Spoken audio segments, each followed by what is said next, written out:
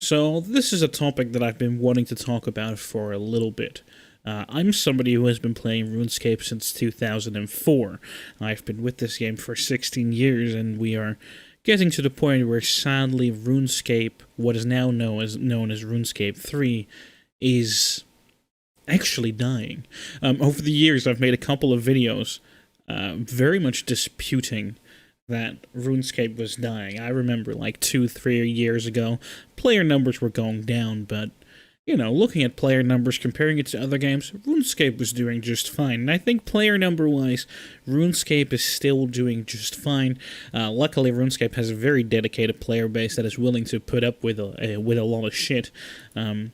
But despite that, I think it's important to talk about the infrequency of updates that RuneScape is displaying at this point, and it's kind of terrifying. As somebody that would like to see this game go on into the future, there's just no denying that I don't think there is much of a future outside of just like patch notes, because we are getting to the point where updates have slowed down to such an extent where there is pretty much nothing.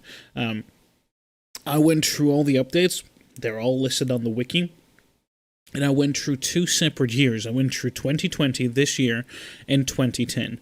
I know that with 2020 you could say that, of course, stuff can slightly be adjusted because of coronavirus, and I do accept that. 2019, pretty much the same case as with 2020 as far as updates goes. But yeah, I just marked everything up to June, so we can see all the actual content updates. I marked content updates in green, so these are like actually new stuff. Just patch notes in yellow.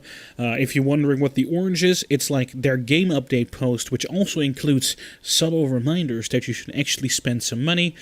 Things in red are just straight up go spend money, and things in blue are just communication posts, so they're like, hey, double XP is coming up, or hey, yeah, so people have abused our treasure hunter system in late December, oops.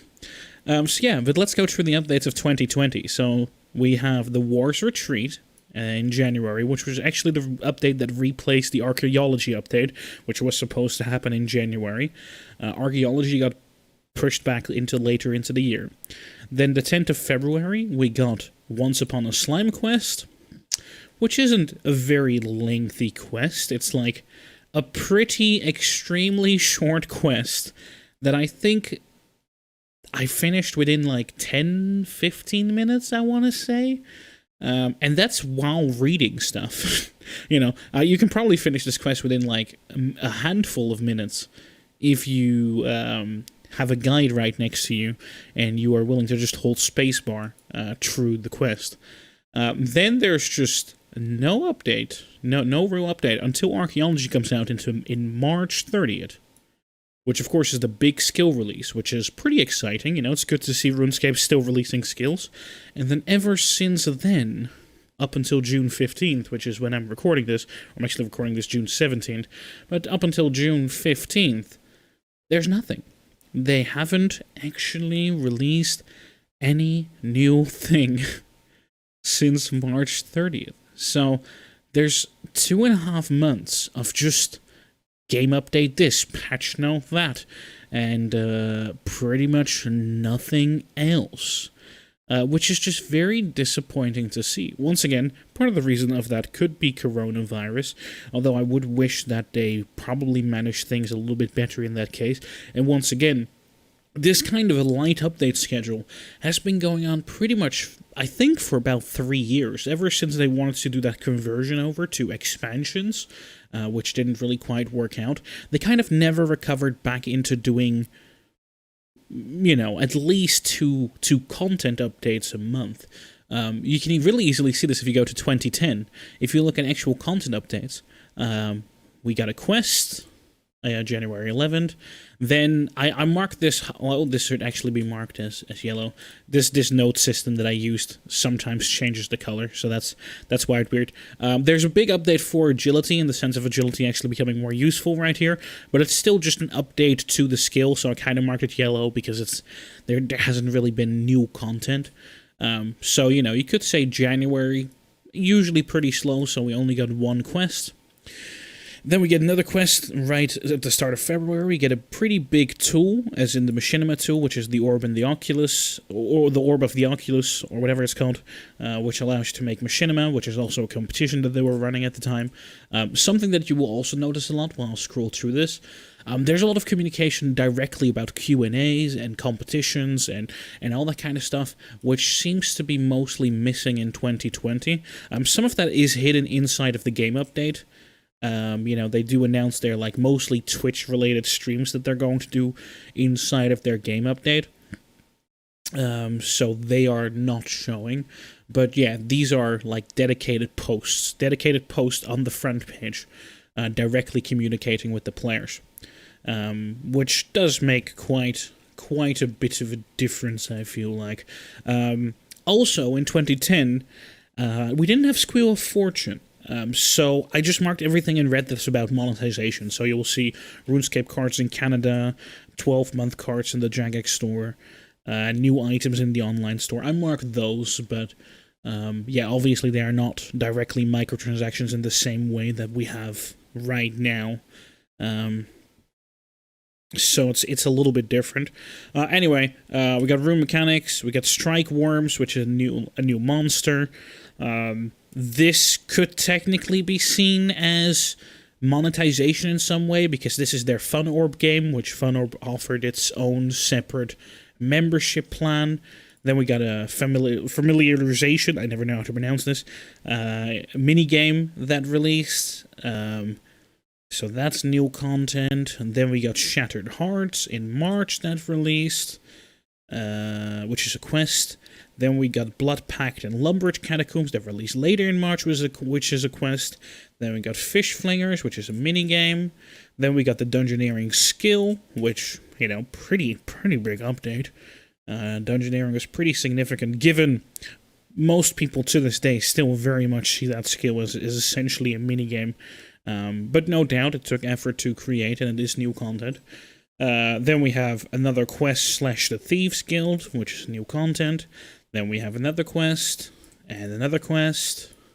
and court cases, Ancient Effigies, which is a new item you can get that turned the game slightly into Effigy-scape for a while.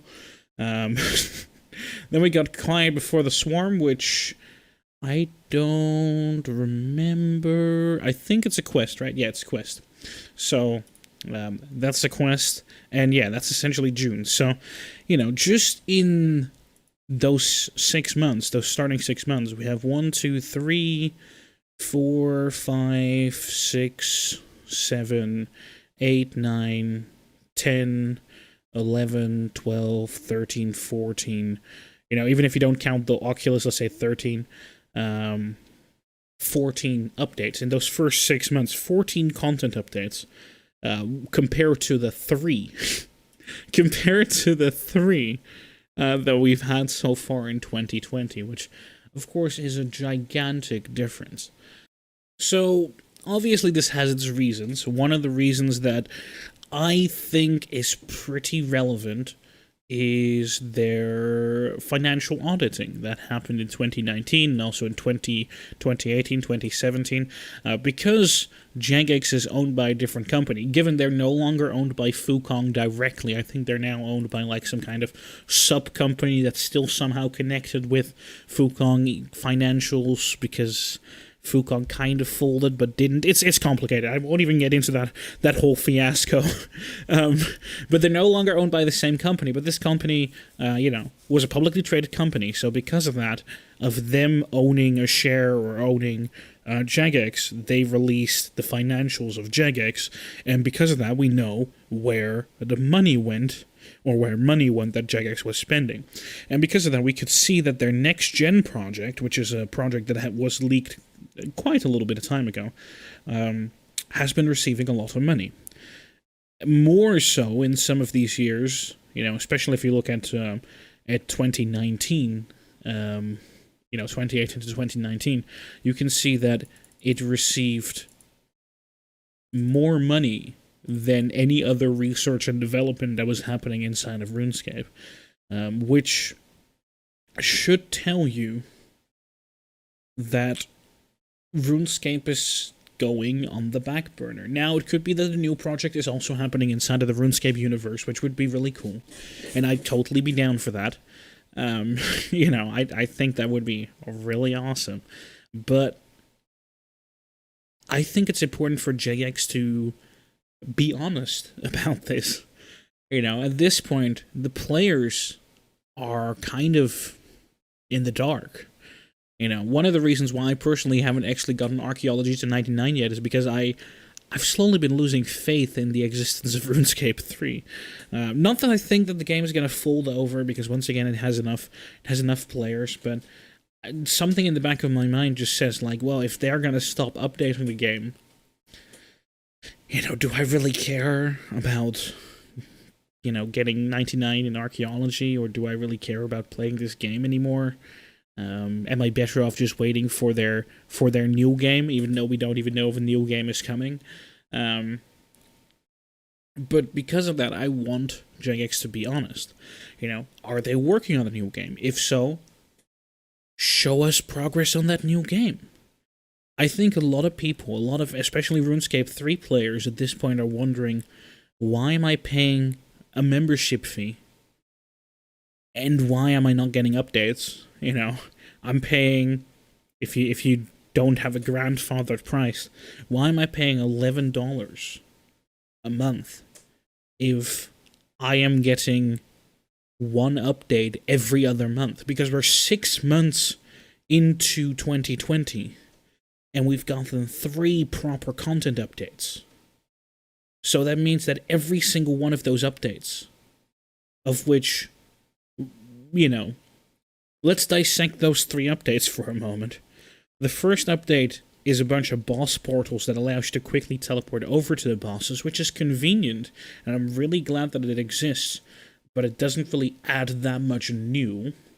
You know, then the second thing is a you know, kind of okay quest. It's neat.